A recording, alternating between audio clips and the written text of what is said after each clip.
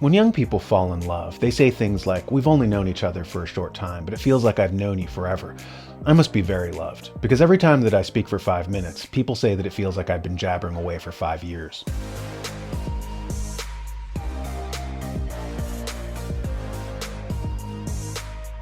Speaking of people who jabber away, podcaster Lex Friedman had a tweet where he said, "I feel like I have two voices in my head, one negative and one positive, and I just sit back and listen to their conversation like it's a podcast."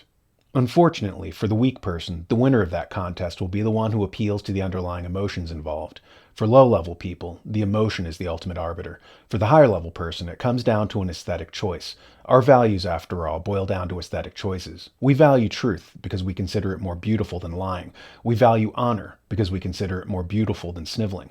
G.E. Moore, in his book Principia Ethica, writes, "We may mean either the attribution to an object of really beautiful qualities which it does not possess, or the feelings towards qualities which the object does possess, but which are in reality not beautiful.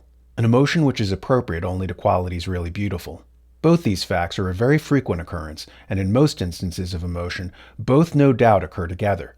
But they are obviously quite distinct, and the distinction is of the utmost importance for a correct estimate of values.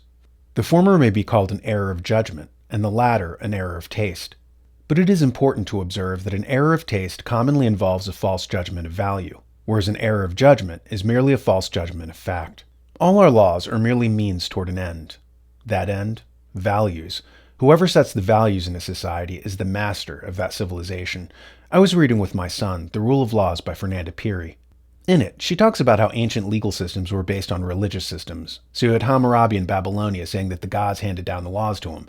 Likewise, Moses on Sinai with his tablets with the 10 Commandments from God. In ancient India, Piri says, the king didn't have the power to write laws. He merely executed the laws like our modern president.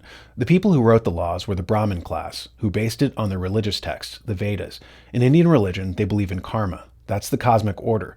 The point of the law? To apply the cosmic order to the judicial system. In other words, to make the secular system reflect the religious system. So if someone takes an eye from you, you take an eye from them. If someone knocks a tooth out of you, you knock a tooth out of them. An eye for an eye, a tooth for a tooth. The application of karma. So what the law was an attempt to bring heaven down to earth, to apply the system that you perceived up there, down here.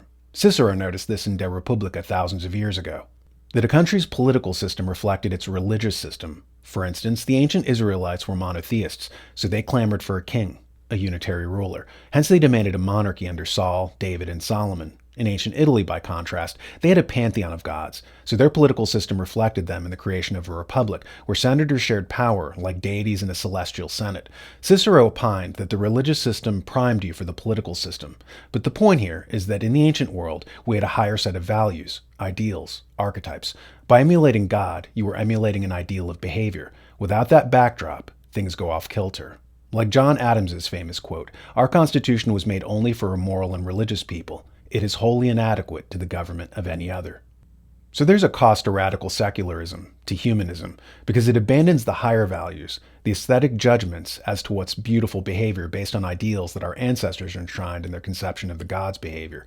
Libertarians are usually primed to say, hey, we shouldn't legislate morality. Yes, we should. That's exactly what we should be doing. As I said earlier, law is merely a means to an end. The end are values, and those values are based on aesthetic judgments. If you don't base laws on morality, you have baseless laws. You have an unmoored system depegged from ideal behavior. You have a system that's groomed for corruption. If you like what you're hearing on my show, be sure to check out one of the New American's other great shows, Behind the Deep State, hosted by Alex Newman. In his show, Alex exposes the shady characters, organizations, and agendas that the elites don't want you to know about. Check it out on thenewamerican.com.